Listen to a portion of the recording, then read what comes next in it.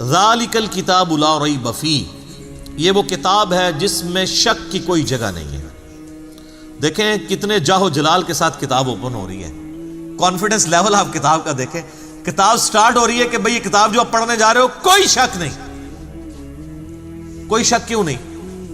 اس کی وجہ یہ کہ اس کتاب کے اندر جو کانفیڈنس اور جو سچائیاں بیان ہوئی ہیں نا، وہ اپنا آپ منوا لیتی ہیں۔ اور اس میں یہ بھی امپلائڈ تھا کہ جو سابقہ امتیں ہیں نا، جیوز اور کرسچنز، ان کو اس میں کوئی شک نہیں ہے، جس طرح کہ سورہ الانعام میں آتا ہے کہ نبی علیہ السلام کو ایسے پہچانتے ہیں جس طرح اپنے بیٹوں کو، اور سورۃ الاعراف میں آتا ہے کہ یہ اس نبی امی کو اپنے اندر پا رہے ہیں جس کی صفات وہ تورات اور انجیل کے اندر پڑھتے تھے۔ یعنی یہ کتاب کوئی شک نہیں ہے کہ یہ وہی کتاب ہے، مراد یہ کہ یہ وہی کتاب ہے جس کی پروفیسیز تورات اور انجیل کے اندر موجود تھی، کوئی شک نہیں ہے۔ ان معنوں میں بھی بے شک یہ وہی کتاب ہے جس کا تمہیں انتظار تھا، اور ان معنوں میں بھی کہ یہ اللہ کی طرف سے نازل ہوئی ہے، اس میں کوئی کنٹراڈکشن نہیں ہے، یہ اللہ کی کتاب ہے۔ دونوں اعتبار سے یہ شک سے پاک ہے، جو سورہ النساء کی آیت نمبر 82 میں بھی آگے چل کے آئے گا کہ اگر قرآن کسی اور کی طرف سے آتا اللہ کے سوا تو تم اس میں بڑا اختلاف کثیر پاتے، یعنی اس کی آیات آپس میں ٹکرا رہی ہوتی، ایک مضمون کچھ اور کہہ رہا ہوتا، دوسرا اس کے بالکل اپوزٹ۔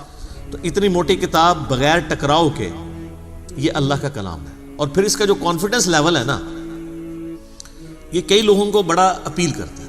یہ عبد الرحیم گرین جو ہے نا، مسلمان ہوئے ہیں نا، جو اس وقت انگلینڈ کے اندر بہت بڑے ایک مسلمان اسکالر ہیں، وہ ایسا بندہ ہے کہ یعنی اس وقت جتنے لوگ مسلمان ہوئے ہیں نا، بڑے ہائی ٹیر پہ لوگ، ان میں اس طرح کا بندہ کوئی نہیں ہے۔ یوسف ایسٹس اگر ہیں تو یوسف ایسٹس جو تھے امریکن یعنی پروٹیسٹنٹ ایک پریسٹ تھے، وہ مسلمان ہوئے ہیں، لیکن یہ جو عبد الرحیم گرین ہے نا، اس نے دنیا کے سارے مذاہب پریکٹیکلی پھرے ہیں۔ یہ 4 سال تک بدھسٹ بھی رہے ہیں، کرسچن بھی رہے ہیں، سارے مذاہب پھر کے اینڈ پہ یہ اسلام کی طرف آئے ہیں۔ آپ ان کی لائف سٹوری بھی انگلش میں رکھی ہوئی ہے جو انہوں نے سنائی ہے۔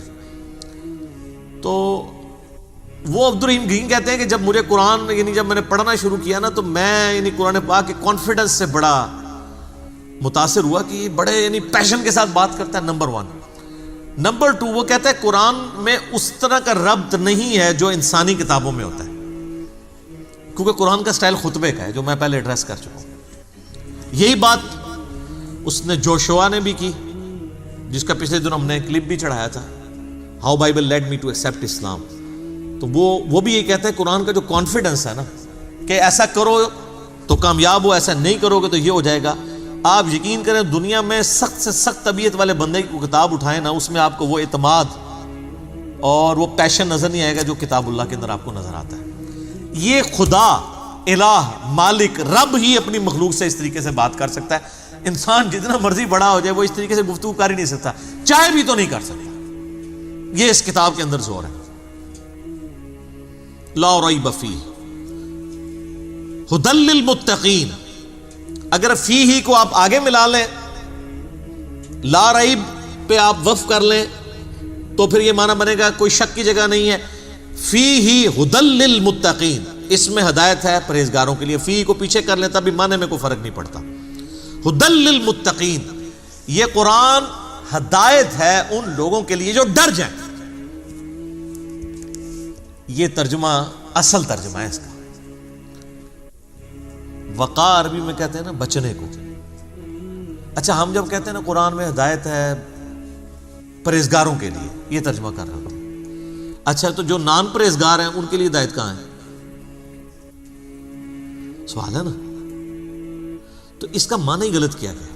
اس کا ترجمہ مولانا مودودی رحمہ اللہ تعالیٰ نے بالکل ٹھیک کیا کہ یہ کتاب ہدایت ہے ان لوگوں کے لیے جو ڈر جائیں، چاہے وہ کافر ہے، چاہے مسلمان ہے، چاہے گناہ گار ہے، چاہے نیکوکار ہے۔ کئی نیکوکار ہیں، ہے پرہیزگار ہیں، لیکن ہر الٹا کام کر رہے ہیں، کیونکہ وہ متقی نہیں ہے۔ پرہیزگار یعنی جو آپ نے لائسنس رکھے ہوئے ہیں، داڑھی، شلوار ٹخنوں سے اوپر، تسبیح، ٹوپی، یہ لائسنس ہی ہے نا کسی کی پرہیزگاری کا۔ آج دنیا میں کسی کو جج کرنے کا طریقہ کیا ہوتا ہے؟ بڑا نیک ہے، وہ کیا دیکھ رہے ہوتے ہیں؟ یہی کچھ دیکھ رہے ہوتے ہیں، گیٹ اپ۔ حالانکہ تقویٰ تو ادھر ہوتا ہے، وہ تو اللہ کو پتہ ہے ریاکاری کے لیے کر رہا ہے، دکھلاوے کے لیے کر رہا ہے، کس لیے کر رہا ہے۔ بہرحال جو دنیا کے لائسنس ہیں ان میں جو پرہیزگار ہیں ان میں سے کئی لوگ ہیں جو متقی نہیں ہیں۔ تو ھدی للمتقین، یہ ہدایت ہے ان کے لیے جو ڈر جائیں۔ جو بھی ڈر جائے اس کو لیے قرآن کے اندر ہدایت ہے، اور جو نہ ڈرے اس کے لیے قرآن میں کوئی ہدایت نہیں۔ یہ بڑی خطرناک بات ہے۔ قرآن سٹارٹ اس سے لے رہا ہے کہ قرآن میں ہدایت اس کے لیے ہے جو ڈر جائے، اور جو نہیں ڈرے گا کوئی ہدایت نہیں۔ آگے چل کے آئے گا شہر رمضان الذی انزل فیہ القرآن ھدی للناس وبینات من الہدی والفرقان۔ رمضان کا مہینہ وہ ہے جس میں قرآن نازل ہوا، ھدی للناس، پوری انسانیت کے لیے ہدایت ہے۔ وہاں تو متقی کا بھی ذکر نہیں آیا، پوری انسانیت، چاہے کافر ہے چاہے مسلمان ہے۔ وبینات من الہدی، اور اس میں ہدایت کے بڑے بڑے روشن دلائل ہیں، والفرقان، اور حق اور باطل میں تمیز کرنے والی کتاب ہے یہ۔ اچھا، یہ الفرقان نبی الاسلام بھی ہے، صحیح بخاری میں حدیث ہے، محمد فرق بین الناس، محمد صلی اللہ علیہ وآلہ وسلم لوگوں میں حق اور باطل میں فرق ہے۔ یہ کتاب بھی الفرقان ہے۔ تو ھدی للمتقین، ان کے لیے ہدایت ہے جو ڈر جائیں۔ اس کا کیا مطلب ہے؟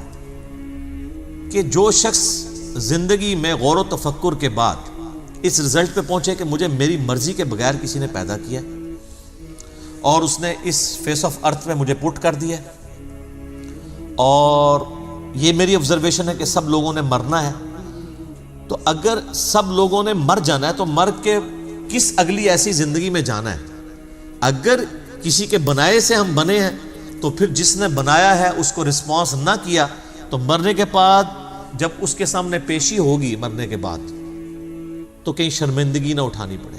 جب یہ تصور کسی بھی انسان کے دماغ میں آ جائے، اس کا دل اس تصور کی گواہی دے دے تو وہ فوراً ڈر جائے گا، یار مجھے کس نے پیدا کیا؟ میرے تو ماں باپ کو بھی نہیں پتا کہ مجھے کس نے پیدا کیا، وہ خود کیسے پیدا ہوئے۔ تو الٹیمیٹلی ایک خدا کا تصور آتا ہے نا، وہ اللہ جس نے ہماری مرضی کے بغیر ہمیں پیدا کیا، وہ ہمارے ساتھ کچھ بھی کر جائے ہمیں کو بچا نہیں سکتا۔ سب سے بڑا تو اس نے ہمارے ساتھ کام کر دیا نا کہ پیدا کر دیا، ہم سے پوچھ کے کیا، تو اب بھی جو کچھ وہ کرے گا کوئی نہیں کچھ کر سکتا۔ تو اس میں پھر آسانی کی راہ کیا ہے کہ اسی رب کی پناہ لے لی جائے، اور اسی کے لیے کتابیں نازل ہوئیں، پیغمبر آئے۔ اس سورۃ البقرہ کے پہلی 4 رکوع کے اندر پورے قرآن کا خلاصہ آ جائے گا۔ تو جب ایسا شخص غور و تفکر کرے گا نا تو فوراً اس کے اندر ایک ڈر پیدا ہوگا، یار میرا کیا بنے گا؟ کہیں میں نے جانا ہے، کسی کو منہ دکھانا ہے، میں کیا کروں؟ تو اس کے لیے پھر قرآن میں ہدایت ہے۔ ایسا شخص الٹیمیٹلی قرآن تک بھی پہنچ جائے گا، پیغمبروں کی تعلیمات تک بھی پہنچ جائے گا، اور ایسا شخص جب قرآن کو پڑھے گا تو اسے ہدایت ملے گی۔